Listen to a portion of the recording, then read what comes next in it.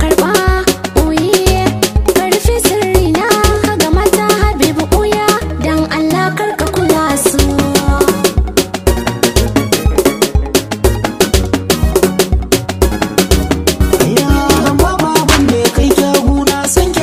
Ya zauna yayin da muke yin kallon kallo sai na ji sauran ban kwana. Hinna tuno furcin kin ce ba za ki gujan ba, sai komai yayi daidai fargaban da nake ya tsagaita.